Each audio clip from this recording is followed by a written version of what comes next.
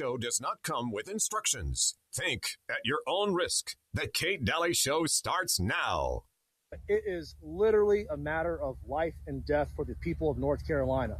So my name is Jonathan Howard. I'm a member of the Florida State Guard Special Missions Unit, and I'm also up here with Aerial Recovery, a nonprofit.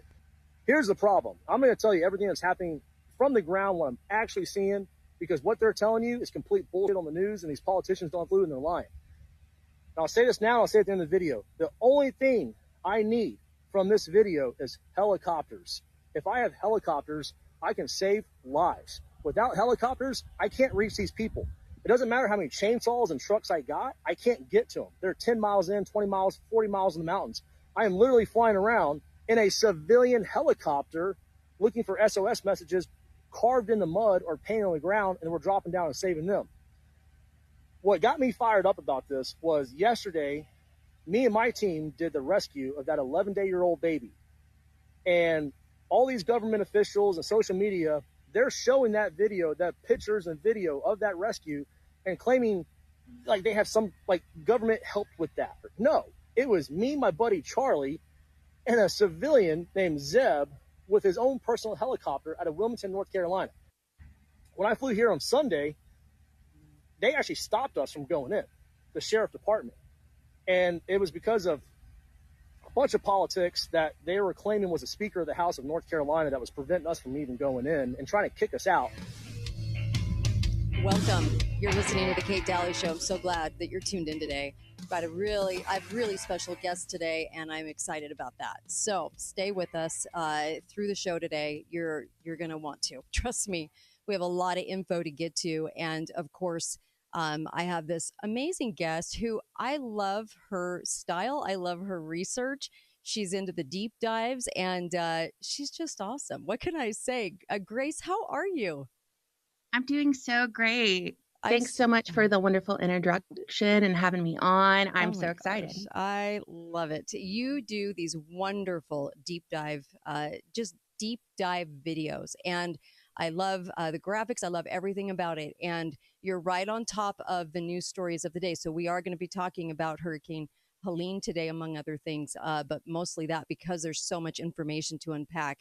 And I'm so grateful for the work that you're doing. You sent me your amazing book, The Deep State Encyclopedia, and it is awesome. And by Really Graceful, you have a video series out. I know people watching this show have seen the videos. You would have had to by now because they're so viral. But this book is wonderful, The Deep State Encyclopedia. I really encourage people to grab that. And you're bold. You're not afraid to say it. What gave you that? You're just an average citizen. What gave you that boldness and courage?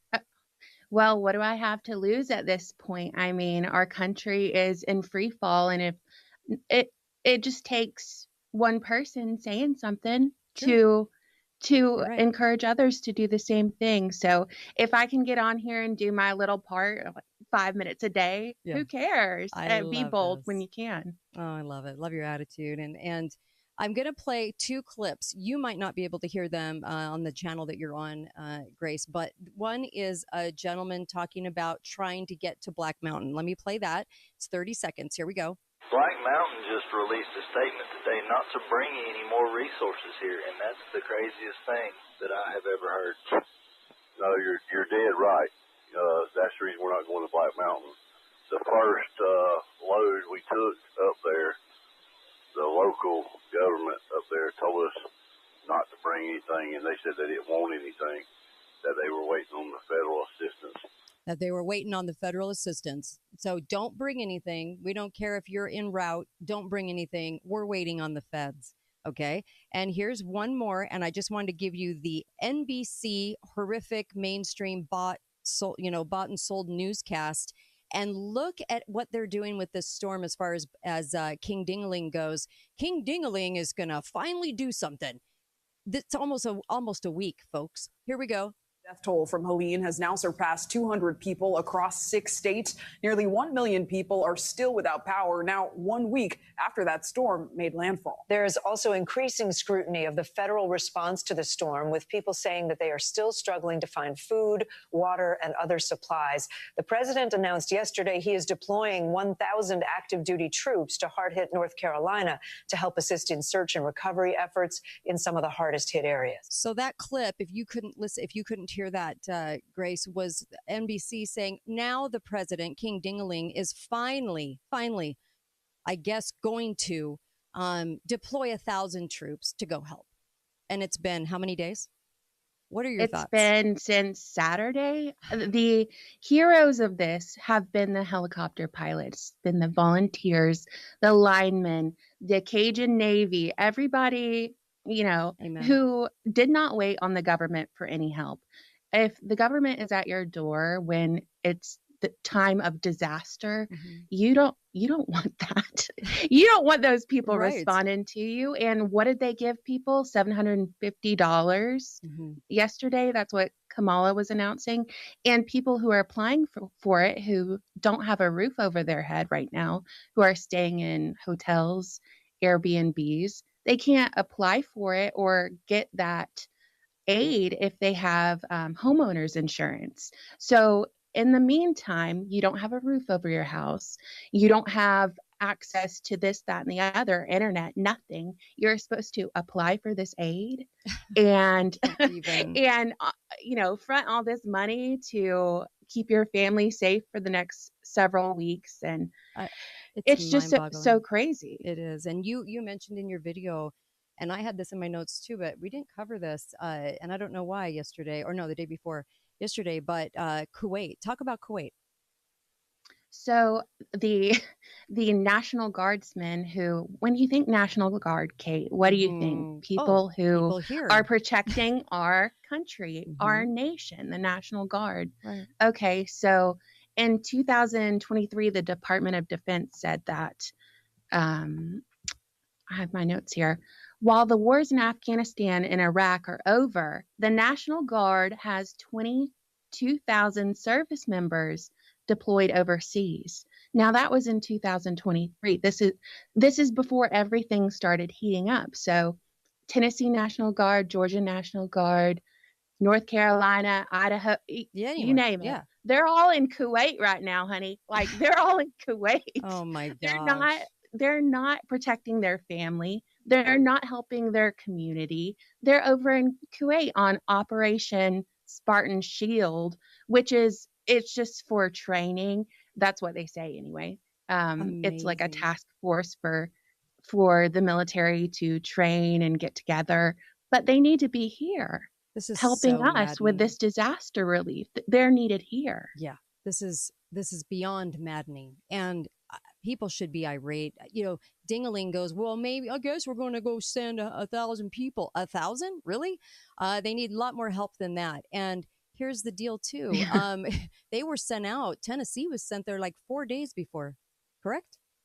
Right. Yeah. Yes, just this month they were deployed out to Kuwait. And imagine being one of those service members. Imagine being part of the National Guard. You joined to protect your country, your freedom, your family, and your children. And you're in Kuwait while everybody is entire towns. Your hometown has been washed away. It's like I have no words to describe this, but the more of this this weird response, this no response, and like the clip I played coming in, this National Guard guy was going in to go help people with civilian helicopters, and he's like, "Hey, Speaker of the House of this state was preventing us from going in, and we're told that we can't even bring in supplies because FEMA's gonna help at some point."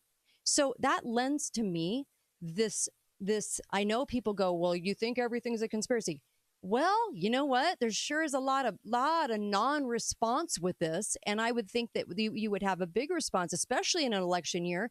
If you want to use this for election points, aren't you going to go in and do something about it? And they're sidestepping it today. And to give people just a small illustration here, on Drudge, the top story was Vance. On CNN, the top story was Israel and 3 stories about Kamala. On Fox News, 1 story about the storm, 3 for Kamala. You just can't even write. You can't even make this stuff up. Unbelievable. Oh yeah. And these people are, they're like sitting ducks. Okay. I don't even want to think about it. I know. But the power's out. They don't have fresh water. They don't have food. And a lot of them have not been rescued yet. So the devastation that is unfolding right now, we won't know about until weeks and weeks later. And they're doing all of this. The government is doing it in slow motion. It feels malicious. Yeah. It feels like they don't care. And it feels like all we have are each other to rely on. Yes. And isn't that the biggest point? All week long, we've been saying over and over again, the government is no longer anything. I don't think the presidency will save us. I don't think government in any way will save us. They've trained dependency, right? They've trained us to be dependent. But the problem is that we're not seeing that it's you and I at the end of the day, it's neighbor and community. And we better forge those relationships because that's who's going to help you. And all this, I put up a video about 15 minutes ago about all these news stories that are happening right now concerning the Hurricane Helene efforts, relief efforts, and FEMA. And all of this is going to get memory hold. We're not going to remember. It's like Lahaina all over again, where they're blocking the donations.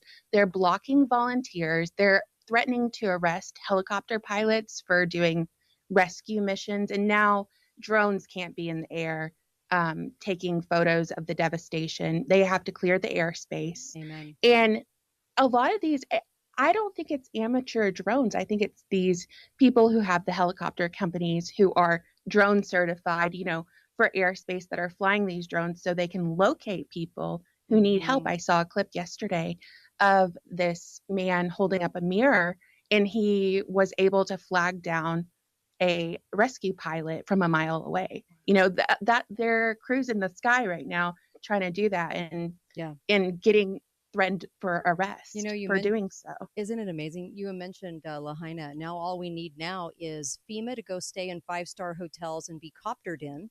And then also the government to stand on the ground with hey, we're just going to go ahead and take this land. You're welcome. And bye. We'll never hear about this again. I swear to you, it is Lahaina all over again. It's just a whole different way of doing it than the way that they did Lahaina. And you did some amazing work on that as well, by the way. I wanted to give you kudos for that too. Thank you. You bet. We're going to come right back. I've got Really Graceful with me. And isn't she amazing? The book is The Deep State Encyclopedia. And the byline is Exposing the Cabal's Playbook. Be right back. Don't go anywhere. Be right back on The Kate Daly Show, KateDalyRadio.com. Thanks for listening to The Kate Daly Show. All opinions expressed